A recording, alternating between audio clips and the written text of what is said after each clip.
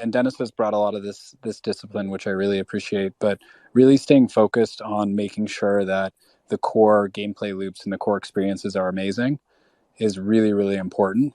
If people come in and they don't have fun, so at first, like, we need to make sure racing is really, really solid and it's extremely fun, and that will then graduate from that, and we'll be able to very easily start doing the same with combat and start doing the same with all the other different things, exploring around the city, going on buildings, building different things, building different types of economy, different quests, these types of things. So that's all. We are spending a lot more time thinking about all that stuff right now and planning a lot of that stuff out. But in terms of core day-to-day development, we're really focused on nailing racing. And as we've mentioned, we just brought on two of the top racing folks in the industry. We've announced one of them, Marcus, and there's another one who we'll announce later. But they're exceptional, and Marcus has already, in his first week, started to make huge help us make huge progress in terms of what we can do to really improve the racing. So there's a lot that we're going to be able to do to get there, but we want to stay focused on that, and we think that is really important.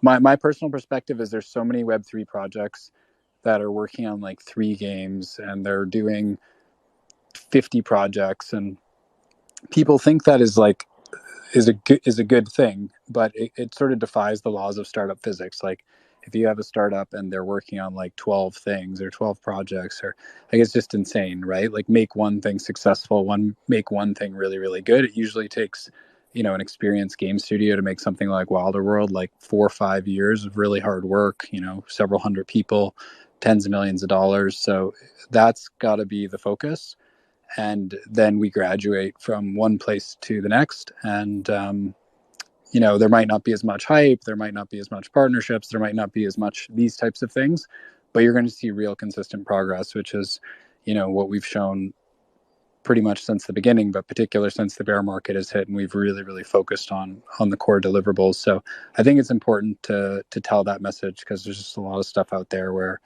they're promising everything under the sun, but the reality is we can say from experience, it's really, really hard just even getting racing to the level that people expect it. Yeah, if I could jump on there, because I totally agree with you. I think there's another way to look at this. I think this might Well, appeal you've to actually people done who, it. You've actually done it too, as you know what I mean? Like, you've yeah, actually. exactly, 100%. So, but I want to put, like, if there's people on this call who are like, "Oh, this is great. I love the activity. I'm not really a racing game fan." Like, if there's someone in this call who that's kind of fitting you, I kind of want to direct this message to you. If you're like, "Oh, this is great. I love the metaverse. All this is amazing. I'm not really a car guy or a car gal." Here's why this is important for you. Um, we're building racing because we're trying to build a player base so that when you come into the metaverse, there's thousands of people there. And once we have a metaverse where there will be thousands of people in there at any given time, that's going to build us, that's going to bring our community in, that's going to build us a real living city that we can then bring on combat, we can then bring on strategy, we can then bring on all these other kinds of things that people fashion, all these other types of things that you guys are interested in playing with only work once there's a player base. So the reason that we're really focused on racing, other than it's really fun and really cool, is that this is the shortest line we can get to having a concurrent player base that's in the world all the time. And if we split our focus, we might have a lot of features and a lot of bullet points that look good, but then when you log in, nobody would be playing because none of those individual bullet points are good enough to keep players attached. So we're trying to build this one gameplay system really well so that when you guys log in on a Saturday at 2 o'clock in the afternoon, or you come in on Thursday after work at 6 o'clock, you come in, there's a city full of people. And then on that, we can then build all kinds of gameplay.